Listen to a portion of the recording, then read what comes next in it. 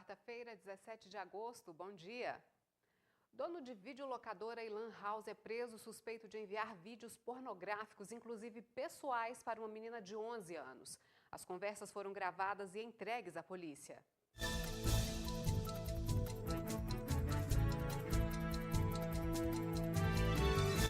O 30 Minutos de hoje traz ainda. Reclamações dos serviços prestados por empresas de telefonia lideram atendimentos no Procon. Depois de mais de um mês em vigor, Lei dos Faróis continua sendo descumprida. Copa de Futsal Xande da Neném reúne 180 crianças e adolescentes atendidas por projeto social da PN em Lagoa Formosa. Ao vivo, eu converso com a estudante de jornalismo do Unipan que fez cobertura dos Jogos das Olimpíadas 2016. O seu telejornal da hora do almoço está no ar.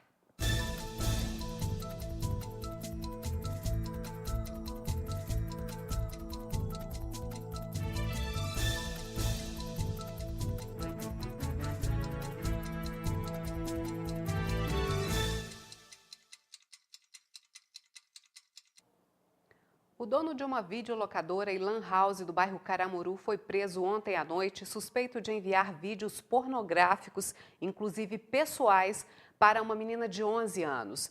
As conversas foram gravadas e entregues à polícia. O comportamento diferente da filha foi que chamou a atenção da mãe de que algo estava errado. As atitudes, senhas no telefone, sempre sem tudo, sem foto, sem conversa, sem WhatsApp, sempre em tudo. Então eu falei, opa, peraí, tem algo errado.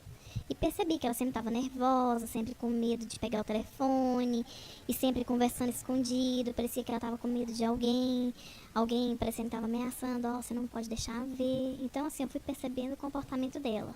Porque a gente que é mãe, a gente sabe quando o filho da gente está escondendo alguma coisa. Então não foi só eu, foram várias pessoas que tiveram contato com ela, que falaram, olha, pega o celular da sua filha, dá uma olhada, porque pode ter alguma coisa de errado, porque pode ser uma pessoa que está molestando sua filha, pode ser uma pessoa que está ameaçando ela, então dá uma investigada, foi onde que a gente deu o pontapé inicial. A criança de 11 anos contou sobre as conversas que tinha com Eduardo Machado Diniz, de 35 anos. O dono da lan house frequentada pela menina estaria usando o Facebook para mandar vídeos pornográficos e até imagens próprias do seu órgão genital. Ele chegava a me ver, quando eu ia na lan house dele, ele conversava comigo pelo computador dele, mandava esses vídeos no computador dele. Ele sabia quantos anos que eu tinha. Neste vídeo, Eduardo pede à menina que abaixasse a blusa.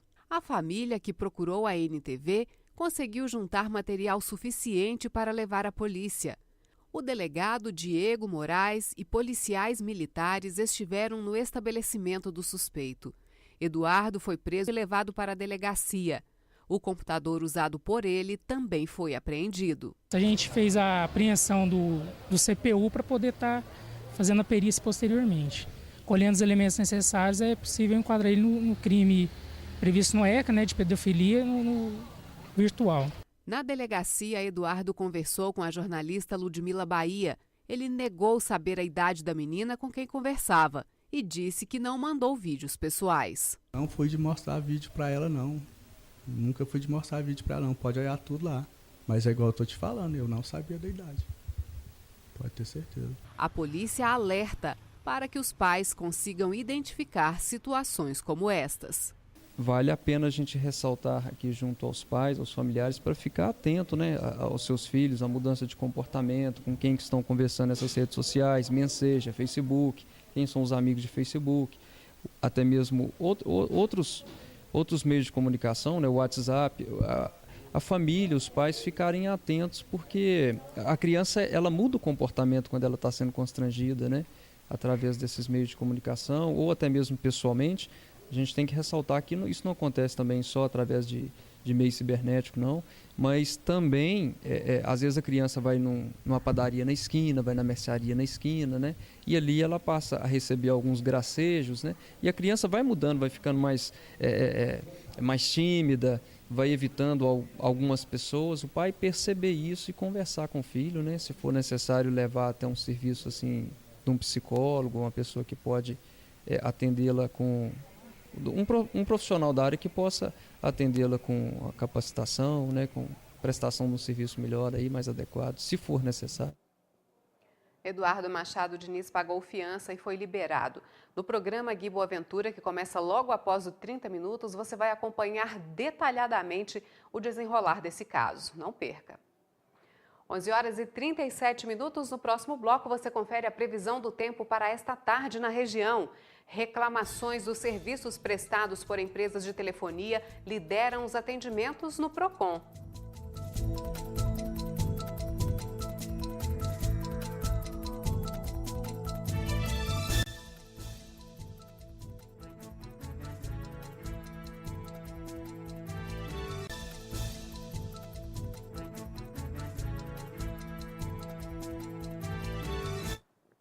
As operadoras de telefonia fazem parte da vida da maioria das pessoas. Mas apesar de muitos serviços oferecidos, as reclamações dos consumidores muitas vezes não são ouvidas e vão parar no PROCON.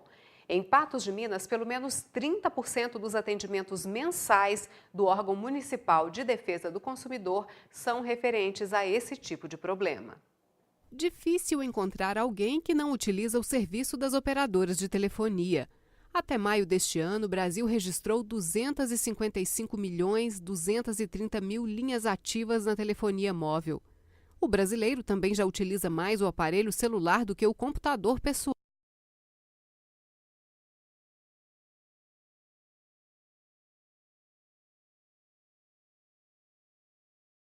Tinha um plano móvel, aí eu não concordava com as cobranças, eu fui reclamar.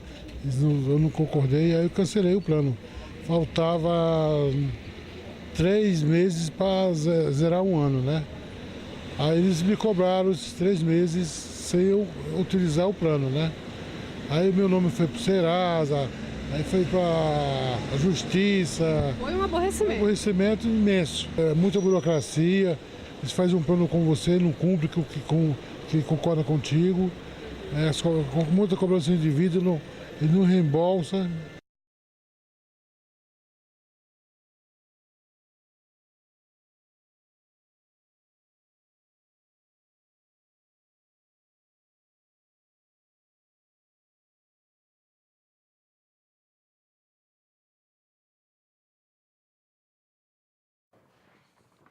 Nós tivemos um pequeno problema na matéria. Lembrando que o PROCON de Patos de Minas está em novo endereço, na Rua Farnésio Maciel 259, bem no centro da cidade.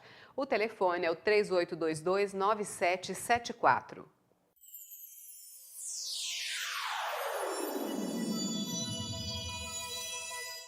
Promoção Sua Idade, Seu Desconto. New Color. Descontos para todas as idades.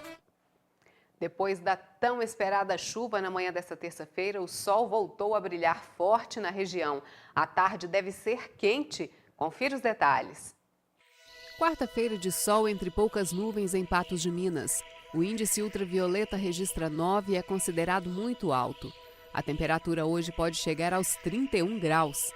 Máxima de 30 graus em Carmo do Paranaíba, Tiros e Cruzeiro da Fortaleza. 32 em São Gonçalo do Abaeté. Em Lagoa Grande, a tarde esquenta, podendo chegar aos 35 graus.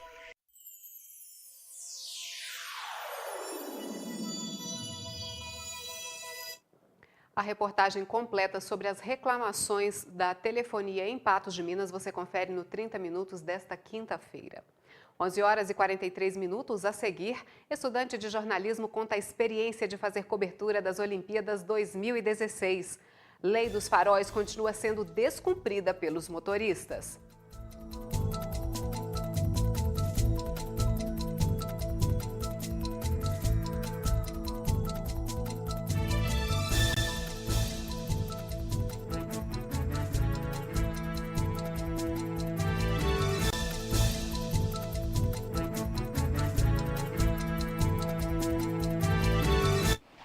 Eu converso agora com a estudante de jornalismo, Fernanda Oliveira.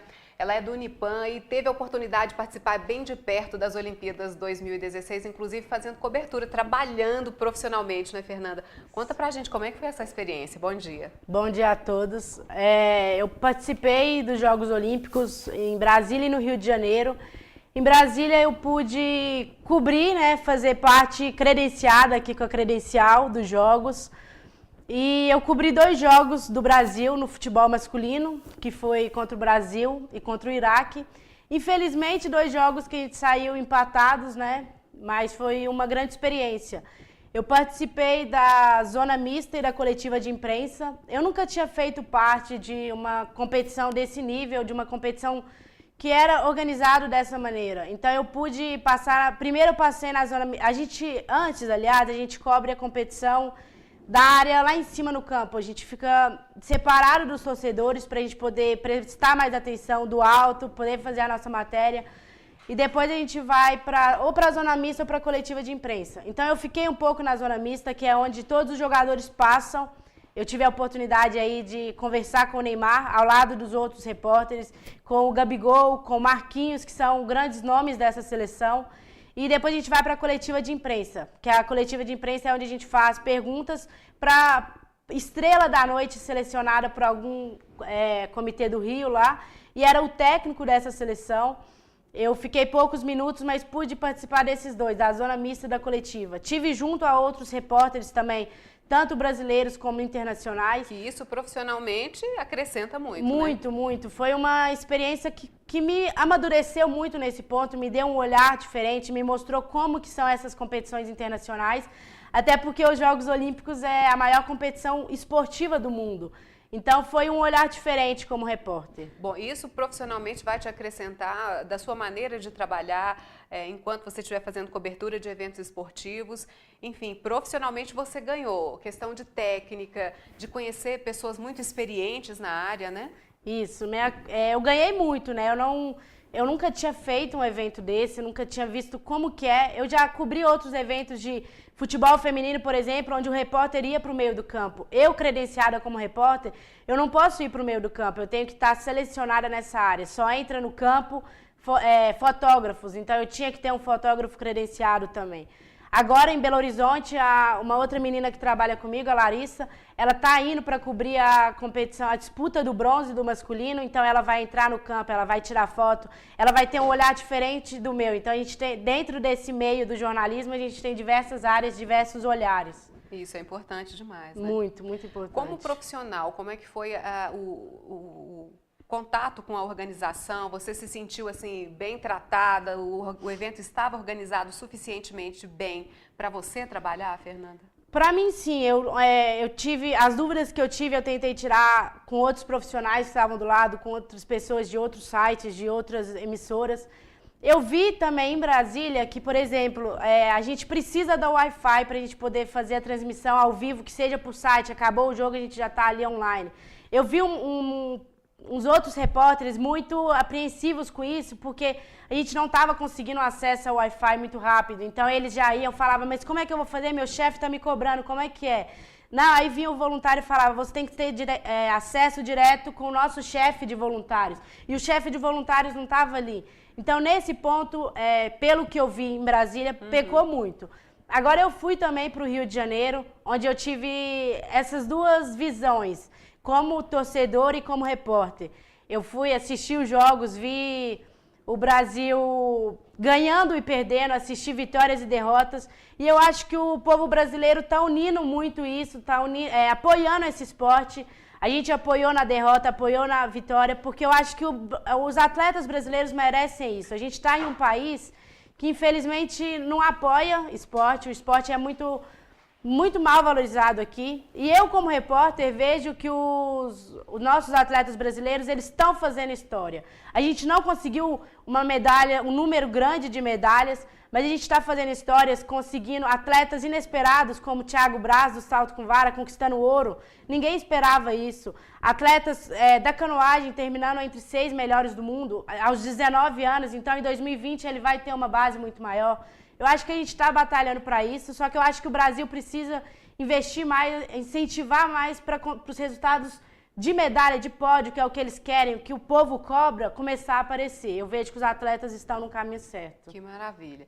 Bom, outras pessoas participaram, outras pessoas de Patos de Minas participaram e a gente vai ouvir deles também o que eles contam dessa experiência. O primeiro deles é o Elker Melo, que também foi fazer a cobertura, né? Isso, foi através do meu site, ele foi para São Paulo. Ok, vamos conferir então. 3, 2, 1, o Elker Melo. Bom, foi uma experiência muito bacana. As Olimpíadas aqui no Brasil, pude assistir o jogo Brasil e Colômbia, lá em Itaquera, lá em São Paulo. Bom, é uma experiência surreal. A Olimpíada no Brasil, algo que nunca aconteceu e vai demorar a acontecer novamente. E poder ter essa oportunidade de estar vendo o estádio encher, a torcida comemorando, vibrando, certo? Foi muito bacana, muito interessante.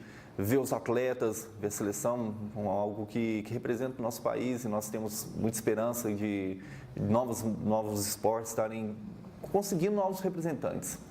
E ver a imprensa também, né? Ver como trabalha e ver que o amor ao jornalismo, que ao esporte, é algo que corre na veia, é algo que eu quero mesmo para a minha vida. E foi muito bacana, muito gratificante. E espero que seja a primeira de várias experiências. Que bom, parabéns ao Welker pela participação e obrigada também pela declaração, pela experiência que ele contou. O Marcos Leles também falou com a gente, ele foi como voluntário a participar das Olimpíadas 2016 e tem também um pouquinho para contar para a gente dessa experiência. A minha experiência como voluntário foi única.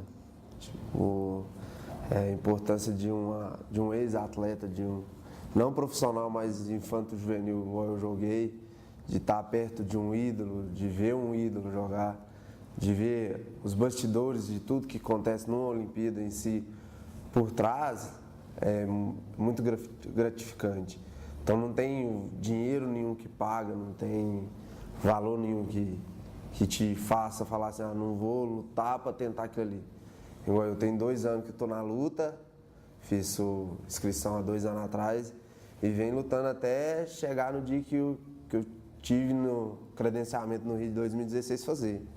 Mas foi muito gratificante ver Nadal, ver Belucci jogar, brasileiro e a pessoa que eu sou fã, jogar ao vivo. Parecia um estádio de futebol, cada ponto era um arrepio diferente. Pena que o brasileiro não deu conta, mas foi muito gratificante para mim em si e teve muita aprendizagem com isso. Então, foi um momento único, que não vai acontecer, eu acho, no Brasil, mas quem foi vai gravar pelo resto da vida, vai ser muito satisfeito por aquilo que fez. Obrigada, Marcos, pela participação também, sucesso para você. Ele falou daquela coisa, daquele arrepio diferente em cada participar de cada evento ali, de cada esporte. E é isso mesmo, como torcedora, você também sentiu esse arrepio, essa coisa de estar ali, de ver o país representado, Fernanda, e torcer mesmo? Cada jogo, a cada momento que a gente vive ali no Parque Olímpico, né, nas mais diversas instalações, é um arrepio diferente. Eu tive a oportunidade de participar, de assistir vários jogos, o handebol feminino, o handebol masculino, polo aquático, canoagem slalom, basquete. E a cada competição, a cada jogo, torcendo pelo Brasil, era um arrepio diferente. Não tem como explicar o que a gente sentia lá, a gente gritava, torcia. É muito emocionante viver também esse lado de torcedora. Eu falo como apaixonada pelo esporte brasileiro. Bom, e o Welker falou que realmente confirmou a paixão pelo jornalismo esportivo. Para você também foi isso? Foi, me confirmou, me deu a certeza ainda maior, porque é isso que eu quero para minha vida. Eu tenho uma ligação muito forte com o esporte e quando eu comecei a fazer o jornalismo, parece que eu me encontrei. É isso que eu quero e é por isso que eu vou batalhar.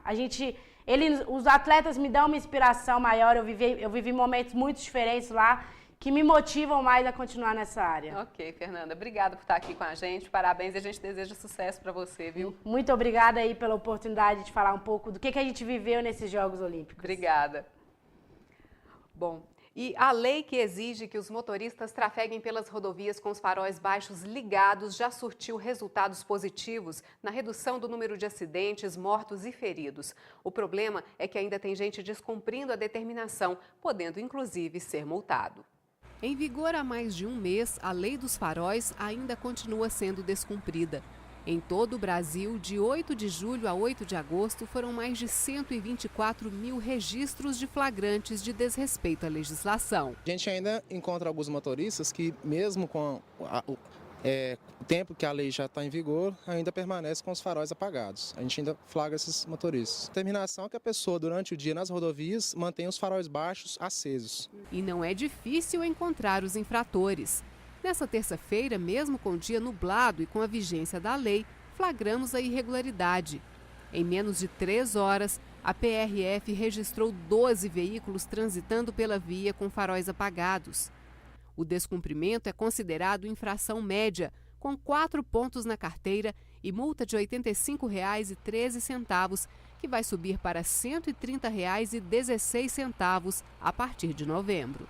As pessoas, muitas vezes, elas confundem o uso dos faróis com o uso de faróis de milha. Ainda persistem dúvidas, mas a quantidade de pessoas que ainda não conhecem diminuiu bastante. E os números confirmam a importância do cumprimento da lei. As estatísticas da PRF indicam que, com o mês de vigência da lei, houve uma redução de 36% nas colisões frontais, que são as colisões que causam as maiores vítimas de acidente.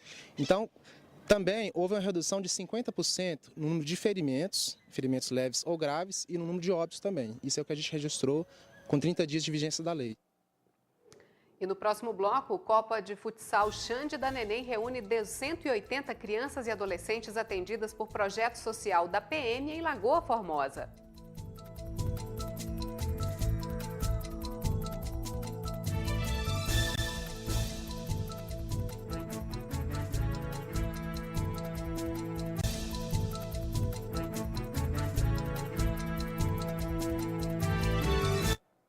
O projeto social realizado pelo 4º Pelotão da Polícia Militar de Lagoa Formosa segue a todo vapor. Nessa terça-feira foi aberta mais uma Copa de Futsal Xande da Neném. 180 crianças e adolescentes participam da disputa. O esporte é uma das mais importantes manifestações culturais. Dentre tantos benefícios, destacam-se a transmissão de valores e a relação social como fatores principais do instrumento de educação. E é através deste meio que o pelotão da Polícia Militar de Lagoa Formosa, através do projeto Futebol Cidadão, tem capacitado há 6 anos crianças e adolescentes. Quando eu cheguei aqui em Lagoa Formosa em 2009, vi a necessidade de interagir com as crianças e adolescentes aqui do município. Eu convidei o Sargento Martins, na época até era cabo, ele aceitou o convite. Estamos aí hoje trabalhando com cerca de 180 crianças, também com feminino livre, né? Tem várias mulheres que participam do projeto. Então, para nós, a satisfação é muito grande, né? Trabalhando com esse grupo diversificado, tanto jovem como adulto. Nessa semana aconteceu mais uma edição da Copa Futsal. 180 crianças e adolescentes, divididas em 18 equipes, participaram das atividades. O objetivo principal do projeto é retirar as crianças e adolescentes das ruas. Contava com 40 crianças, hoje a gente está com 180 crianças aí. É um projeto social sem fins lucrativos. Nossa intenção é afastar elas das drogas e está trazendo para o esporte. Os alunos Raíssa, Gabriel e Rafael são integrantes do projeto. Hoje eles vão participar da modalidade de futsal. A Raíssa e o Rafael jogam no ataque, o Gabriel no gol. Cada um começou a prática através de um incentivo. Eu, quando era pequena, via minha irmã jogar e fui tendo vontade. Eu fui tentando ganhar e fui. E quem que te incentivou? Foi a mamãe, o papai? Ué, minha família. E hoje você veio e vai ganhar? É. Qual que é a posição que você joga? Atacante. Minha mãe sempre falava assim, dentro de quadra é importante, principalmente no futebol cidadão, porque assim, aqui educa as pessoas, né? Não ensina a falar palavrão, aqui sim ensina a jogar a bola bem direito. Minha mãe sempre falava que no lugar de quadra, aí minha mãe foi e me colocou. Foi minha madrasta que me colocou. E o que você aprendeu aqui? Respeitar as pessoas. A iniciativa conta com vários voluntários. A Raquel é um deles. Ela está no projeto há um mês. Eu conheço uma série de pessoas que são envolvidas com o projeto. E a gente, perto disso, começa a se envolver naturalmente. Não precisa que uma pessoa incentive ou nada. Naturalmente começa a se envolver. Tem muitas crianças aí, é divertido até. A Raquel exerce seu papel na quadra. Ensina os alunos e aprende com eles. A gente aqui, em contato com as crianças, é muito importante para elas, principalmente, e para a gente, no sentido de cidadão mesmo. E por hoje é só. Outras informações você confere ainda a partir das 19 horas no NTV News. Obrigada pela companhia. Fique agora com o programa Gui Boaventura. Boa tarde, Gui. Olá, Bibi. Boa tarde. Tudo bem? Tudo certo. Tudo certinho? Tudo em ordem. Tá nesse pretume de novo aí hoje, né? Ué. Pois eu vou te falar, pra variar, tá de preto hoje. Pra variar. Travesso, eu nunca vi um negócio desse. Pois é. E as Olimpíadas? Tá gostando das Olimpíadas? Não? Eu tô sim. É? Queria estar lá, Você gostou da derrota do Brasil? Porque o Brasil é só isso. Perdeu para não sei, desclassificou para não sei quem. Handebol foi embora, futebol feminino foi embora. Não, mas tem atleta novo aí que a gente não ouve falar todo dia, conquistando medalha. Eu acho que isso está mostrando que o esporte tem outras figuras, tem outras modalidades que não são muito conhecidas, e acho que isso vai valorizar bastante o esporte no país. Mostra o que esse povo do Brasil... Eu fico, assim, admirado. Esse dia eu fiz um comentário aqui sobre isso, né? Eu falo assim, porque ele saiu da favela, sofreu isso, e como se isso fosse, assim, o máximo, o país ter um cara que saiu da favela, e ele não chama de favela, chama de comunidade, né? Saiu da comunidade, e não sei o que... Pô, faz favor, aí. Precisa... Não é uma coisa boa, não. Não, né? Ué, mas é uma coisa boa? Fala pra mim. Não. Porque saiu, venceu, teve que vencer dentro do país, porque nós temos que vencer dentro do país. Verdade. Primeiro você tem que vencer dentro de casa. É um absurdo um negócio desse. Né? O primeiro adversário que você tem é o seu país. O primeiro adversário que o atleta brasileiro tem é o governo brasileiro, é o país, é a instituição governamental. É o primeiro adversário que o esportista, o atleta tem. Vamos parar com isso, né? Porque, coitado, olha que bacana. Esse é bacana uma pinóia. Vai sair lá vai morar lá na favela, nascer na favela e ter que vencer na vida para você ver o tanto que é bacana. Mas tem o lado positivo de conquistado, o desafio vencido, né? Isso que é possível vencer, que é possível chegar lá. Não, eu acho que esse lado a gente tem que valorizar. Possível que valorizar o quê, Vivi? Tem, claro, não, tem esforço. Mas valorizar o quê? O esforço do caboclo precisa de tanto? Não precisa, mas já que precisa. tem... Por que na Alemanha não é assim? Por que no Japão não é assim? Por que nos Estados Unidos não é assim? Na China não é assim? Na Conchinchina não é assim? Aqui precisa ser. Pelo amor de Deus, não tem investimento nenhum no esporte. E a gente fica chorando. Vê um time igual esse time de futebol feminino, por exemplo. Que pena que caiu nas quartas de final, ou na semifinal, né? Ganhou na semifinal, não classificou para a final. Que pena, uma pinóia, sabe? Palmas para essas meninas que ganham pouco. Se quiser jogar futebol, tem que jogar fora do Brasil. Não tem estrutura aqui dentro, não tem incentivo, não ganha nenhuma, né? Sabe? E ainda tem que escutar isso? Faça meu favor, vamos parar de demagogia. A gente espera que pelo menos esses esportes que, né, se sobressaíram agora, esses atletas, eles tenham um pouco mais de valor e que isso comece a caminhar, pelo menos nem que seja a passos lentos, mas que comece a caminhar para essa valorização. A Fernanda ainda falou aqui que realmente, gente, falta a valorização do esporte no país e por isso os grandes atletas, os grandes nomes vão para fora do país, né? Infelizmente, a gente fica só vendo eles de fora tendo muito sucesso, levando os times aí, né? E o nome de outros países mundo afora, mas a gente espera que esse seja o primeiro passo. Porque tem estrutura, porque tem investimento do país, porque o empresariado do país investe, porque o governo investe, né? E o sujeito não precisa sair da favela, passar por todos os percalços que ele tem que passar para chegar numa medalha olímpica. Não precisa ser como esse garoto lá, o baiano lá da canoagem lá. Que incentivo tem para canoagem? Absolutamente nada. Né? Então, não é igual, por exemplo, um Robert Scheid lá que treina num clube particular, com toda a infraestrutura. Vivi, já falamos demais sobre isso. Obrigado, um abraço a você. Até amanhã. Um abraço, até amanhã. Ô, Frederico, meu garoto, agora somos nós. Chega o rei aí, vamos lá.